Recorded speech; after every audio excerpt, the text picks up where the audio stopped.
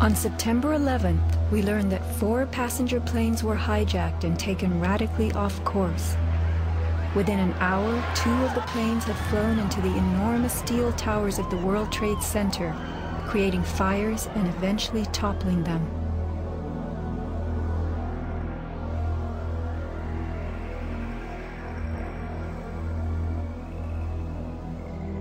Dazed by the news, the American public soon believed the fires in the towers had burned so hot they caused the steel frames of the buildings to give way.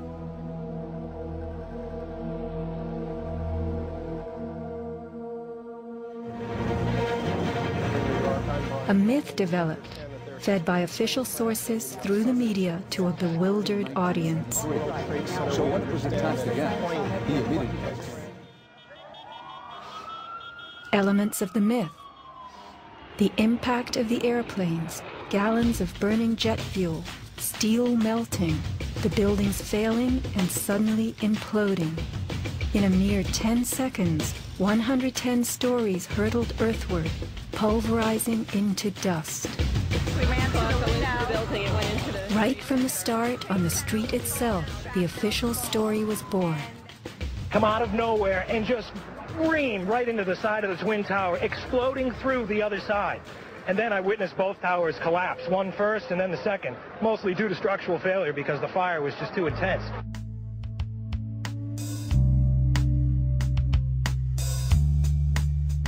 The myth bled into the FEMA report and was echoed by the experts.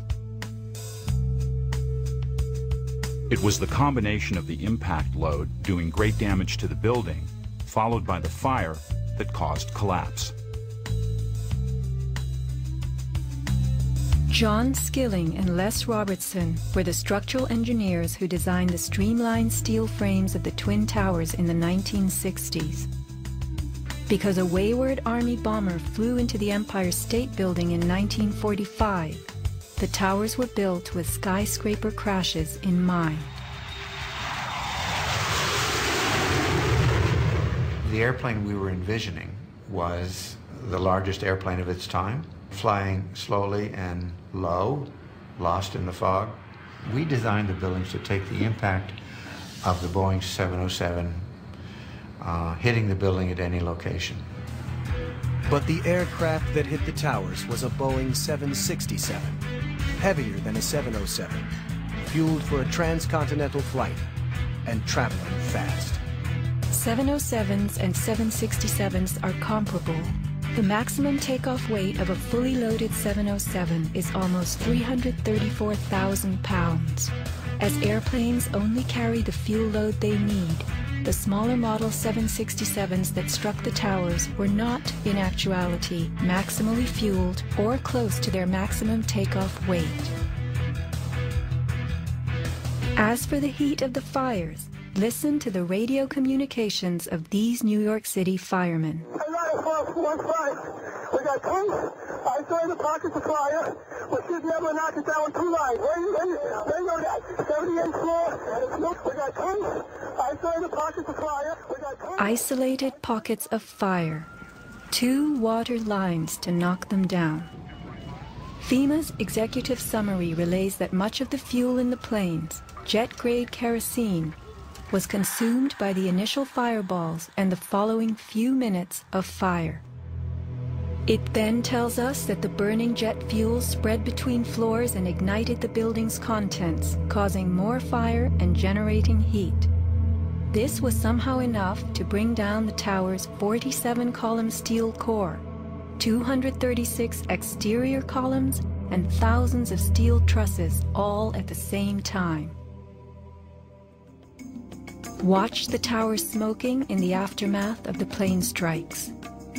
If you have ever tried to light a wood fire, you will know that smoking logs tell you the fire is not burning successfully. Smoke is the sign of an oxygen-starved fire.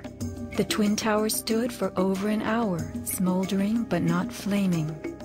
During that time, thousands of people were evacuated by way of the stairwells.